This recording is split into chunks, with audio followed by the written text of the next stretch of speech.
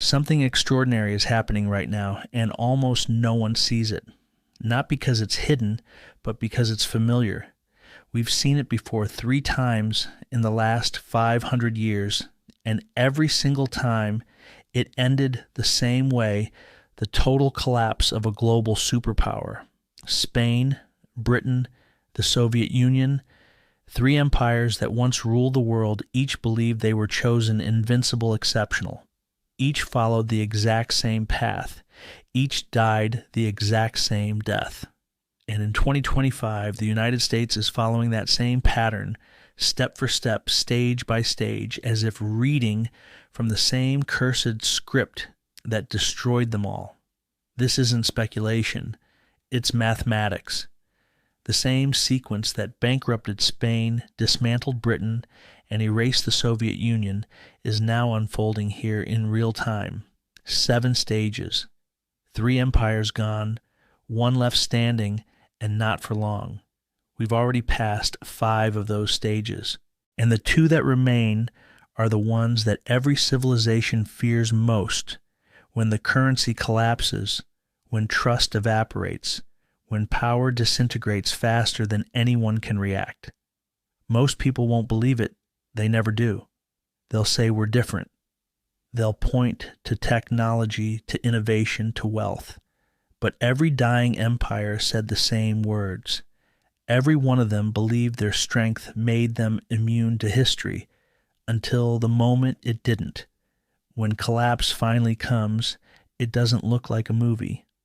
There's no dramatic explosion, no enemy invasion.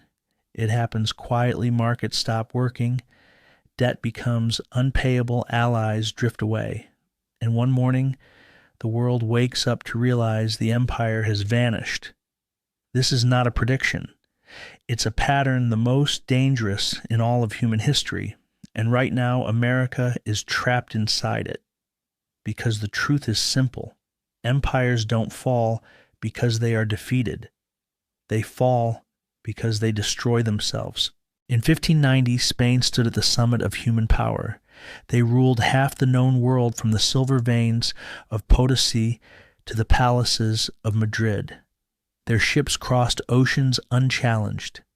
Their coffers overflowed with gold and silver, pouring endlessly from the New World. To the rest of Europe, Spain looked unstoppable, a nation chosen by God, armed with faith and fortune. But beneath the glittering surface, the decay had already begun. The first empire to control the world's money would also become the first to prove that no empire survives its own success. Stage 1. Military overextension.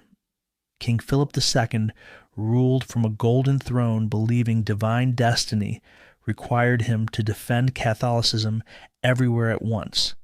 Spain fought on 4 continents, against the Ottoman Empire in the Mediterranean, against Protestant rebels in the Netherlands, against France and Italy, against the English Navy. By 1580, Spanish soldiers were dying from Manila to Antwerp. Half of the empire's income went to war. The more Spain conquered, the poorer it became. Stage 2. Currency debasement. When taxes couldn't keep pace with ambition, Spain turned to alchemy, not in laboratories, but in the royal mint. They began mixing copper into silver coins. The face value stayed the same, but the truth was worth less each year. By 1600, merchants across Europe refused Spanish coins. Inflation exploded. The currency that once symbolized strength became a badge of deceit. Stage 3, the debt spiral. Bankers in Genoa and Augsburg lent Spain billions in today's dollars. And each time Spain defaulted, they lent again, believing the empire was too powerful to fail. Philip II declared bankruptcy 4 times in 40 years. 4 times. Each time Spain promised reform. Each time it returned to war and waste. Stage 4. Loss of productive capacity. Gold and silver were supposed to make Spain rich. Instead, they made it lazy. Why build when you can buy? Why innovate when you can import, Spain stopped producing its own food ships and tools. Nobles considered work beneath them. By 1600, Spanish artisans had vanished, replaced by bureaucrats and priests. Stage 5, social decay. Wealth had turned to rot. Crime spread through the streets of Madrid. Beggars filled the churches. The best minds fled to France, England, and the Netherlands, countries that were building what Spain was losing. The empire of conquest became an empire of consumption. By 1650, Spain had lost Portugal and the Netherlands. By 1700, it was a shadow still vast on maps, but hollow within. The greatest empire in Europe became a relic admired but irrelevant. And yet, in its fall, Spain left behind the first full map of imperial collapse, a pattern that would repeat again and again: overextension, debasement, debt, decline, decay, collapse. What began with silver ended in ashes, and the lesson should have been clear: no empire can buy immortality. At the dawn of the 20th century, Britain ruled the world. From Cairo to Calcutta, from the Caribbean to Hong Kong, 1/4 of the Earth's surface flew the Union Jack. The pound sterling was the currency of global trade. London was the capital of capital, the place where wars were financed, empires ensured, and fortunes made. They called it the empire where the sun never set. But by 1914, the sun was already dimming. Stage 1, military overextension. For 2 centuries, Britain had built an empire on sea power and global trade, but every colony was a promise to defend. Every red mark on the map was a drain of gold ships and soldiers. When World War I erupted, Britain faced a choice: remain a wealthy spectator or dive into the inferno of European war. They chose war and victory at any cost. The cost was $40 billion, the equivalent of $1 trillion today. To pay it, Britain borrowed from Canada, from its colonies, and most of all from the United States. By the time the guns fell silent, the empire had won the war, but lost its solvency. The creditor had become the debtor. Stage 2, currency debasement. Before the war, every pound was backed by gold. After the war, the vaults of the Bank of England stood half empty, but the illusion of strength had to be preserved. In 1925, Britain returned to the gold standard at its pre-war rate, a disastrous act of pride. The pound was overvalued, exports collapsed, unemployment surged, and to defend the currency, interest rates soared. The people suffered so the pound could pretend to be strong. By 1931, the illusion shattered. Britain abandoned the gold standard. Overnight, the world's reserve currency admitted it could no longer keep its word. Stage 3, the debt spiral. World War I debts were never paid off, and then came World War II. An empire already weakened by debt took on even more. Another $120 billion borrowed from America to defeat Hitler. When the war ended, Britain's victory felt hollow. The empire was bankrupt. The colonies knew it. The world knew it. Stage 4, loss of empire. In 1947, India declared independence, the crown jewel of the British realm gone. Over the next 20 years, the rest followed: Africa, the Middle East, Southeast Asia, the Caribbean. Each flag lowered was another artery cut from the imperial body. By 1970, Britain's global empire had evaporated, reduced to a handful of islands and memories. Stage 5, currency collapse. The pound fell from $4 to barely $2. The world's strongest currency became a regional token of nostalgia. By the 1980s, Great Britain was an echo clinging to symbols of power. Nuclear weapons, a UN seat, a special relationship with America. But the illusion was transparent. The empire was gone. The factory of the world had become a museum. The British believed empire was destiny, that industry and discipline would secure eternity. But the pattern doesn't care about discipline. It only cares about mathematics. And Britain had followed every stage overextension, debasement, debt, decline, collapse. What Spain learned with silver, Britain learned with steel, and both left behind the same warning: an empire dies the moment it believes it cannot. The Soviet Union was not just a country, it was an idea, an empire built not on gold or colonies, but on belief. Belief in equality and workers' glory, in the inevitable triumph of the collective over the capitalist world. For 70 years, that belief held together a nation of 290 million people stretching across 11 time zones. They called it the motherland of the revolution. Factories thundered, rockets soared, and armies marched beneath red banners proclaiming victory over history itself. But the pattern, the same ancient pattern, was already at work. Stage 1. Overreach through ideology. Where Spain extended by conquest and Britain by trade, the Soviet Union expanded by ideology. It sought not gold or oil, but souls. It exported its revolution to Eastern Europe, Asia, Africa, Latin America. Each new brotherly republic became another drain of money, of weapons of faith. To maintain its empire, the USSR poured out treasure it didn't have and blood it could no longer afford. By the 1970s, Soviet military spending had reached 25% of GDP.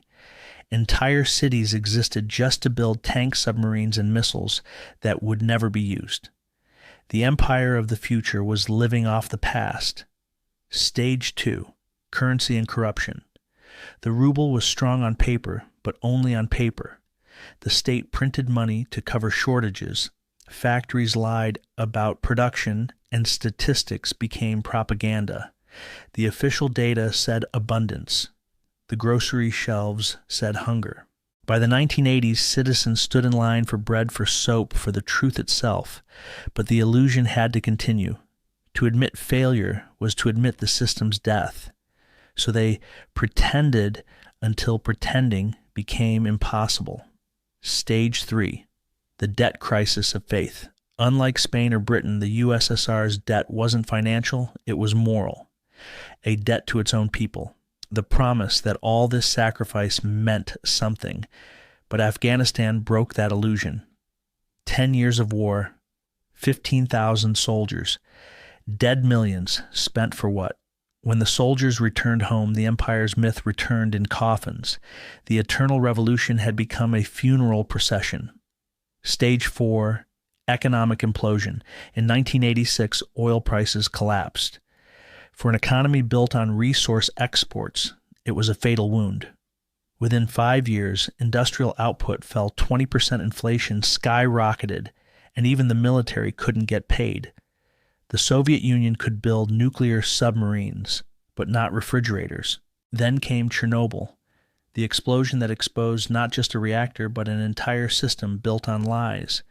The empire of steel was melting from within. Stage 5. Political fragmentation. 1989, the Berlin Wall fell. 1991, the red flag over the Kremlin was lowered for the last time. 70 years of ideology collapsed in 72 hours. 15 nations emerged from the ruins, confused, poor, disillusioned. The Soviet pattern was complete. Overextension, illusion, decay, fracture, collapse. But something deeper remained. The pattern doesn't just destroy nations.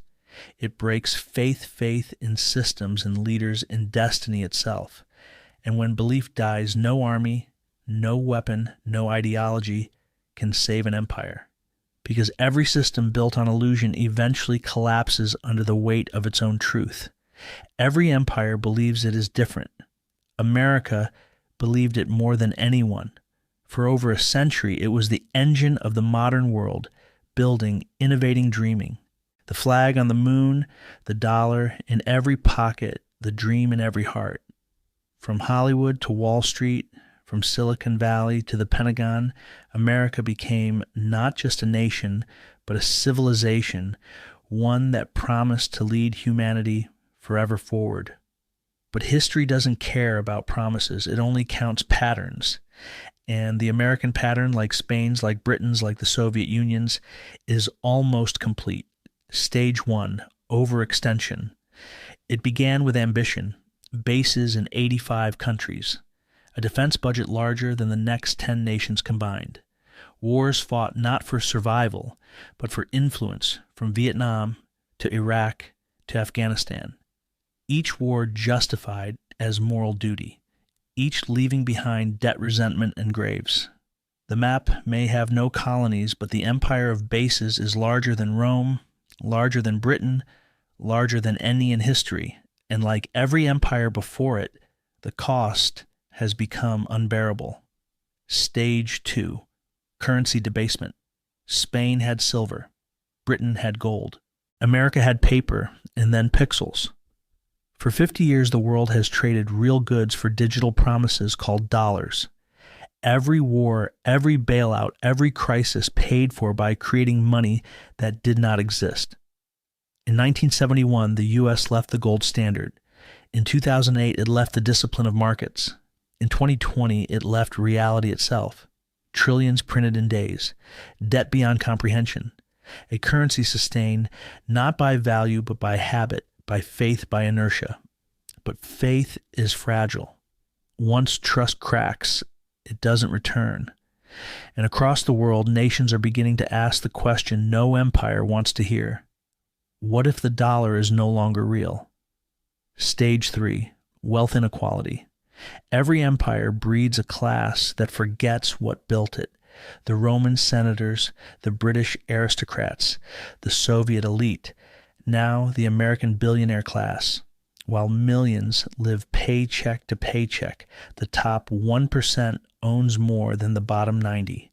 Silicon Valley sells distraction.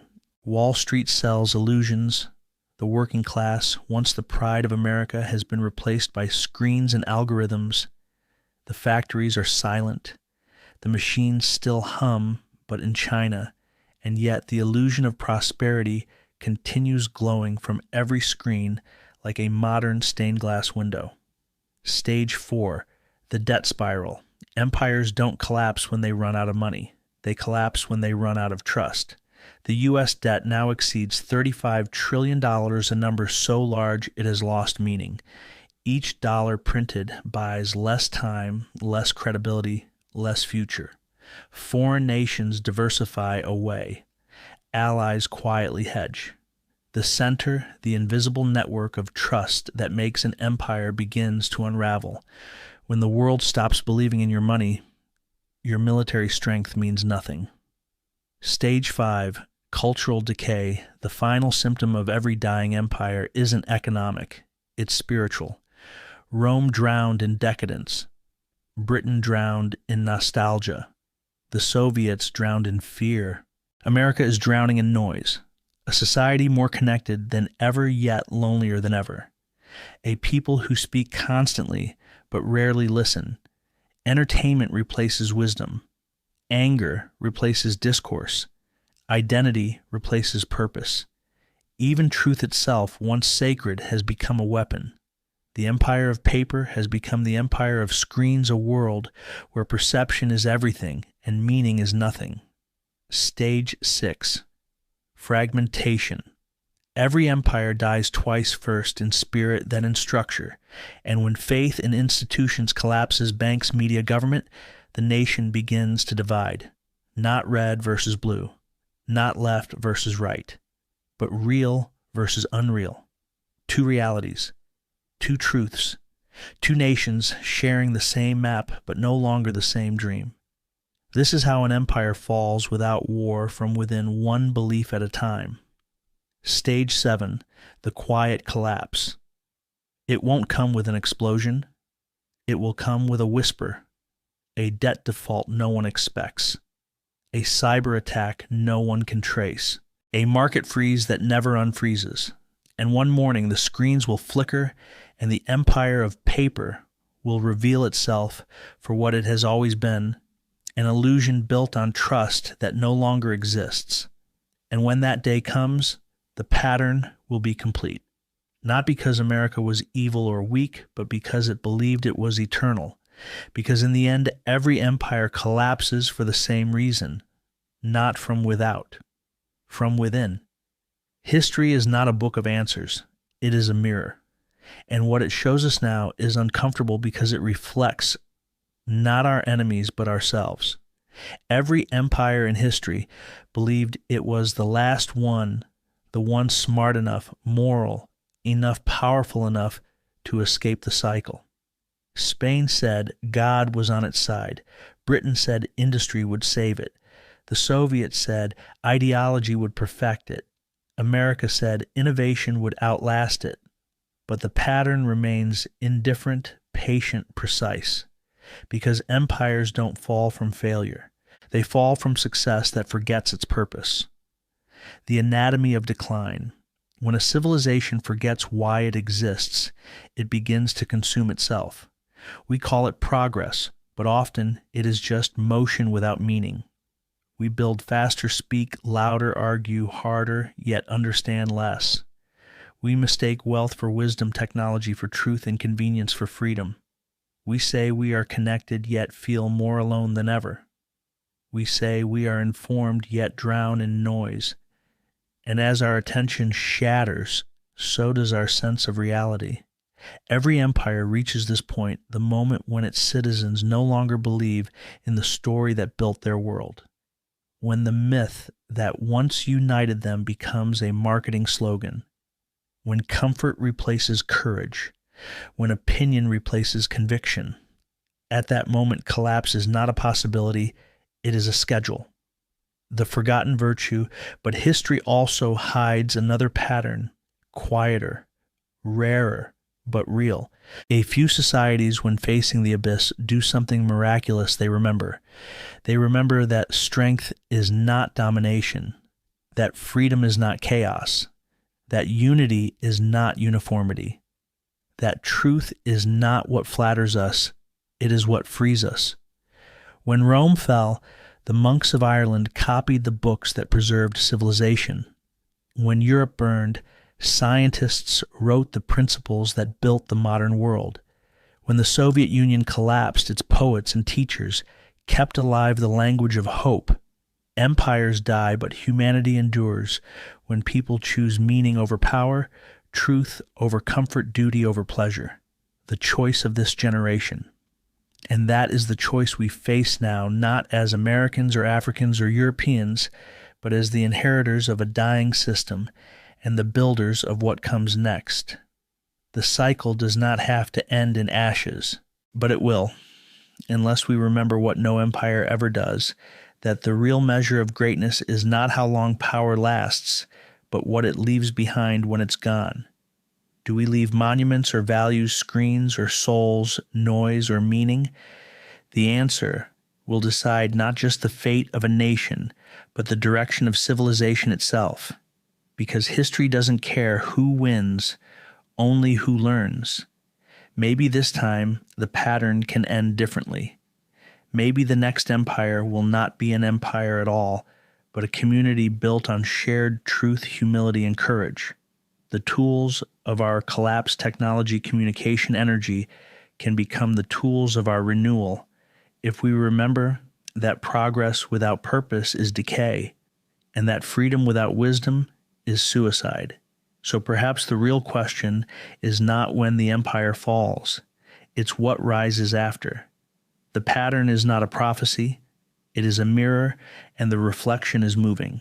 In every century, the torch of power passes from one hand to another, from Spain to Britain, from Britain to America, and now we can feel the heat shifting again, not to one new empire, but to many small fires, nations rising from the ashes, building in silence, while the old order argues with itself.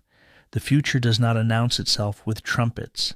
It whispers in supply chains, rerouted in currencies, diversified in alliances redrawn, and one day we wake up and realize the center of gravity has moved. Empires never know the moment they've crossed the line between dominance and decay. They still hold parades, still print money, still promise that tomorrow will look like yesterday. But decline is not an event. It's a mood. It's the quiet acceptance that the future no longer belongs to you. And somewhere right now, another people, younger, hungrier, unbroken, are writing the next chapter. Maybe it's in Africa, maybe Asia, maybe nowhere we expect. The names change, but the pattern doesn't. Civilizations are mortal. But the pattern, the rise, the overreach, the fall lives on. It moves through time like a tide washing away arrogance, carving humility into the stones of history. Every empire believes it can outsmart the tide. Every one of them is wrong. The question is not if it ends, it's who learns before it does. The pattern continues.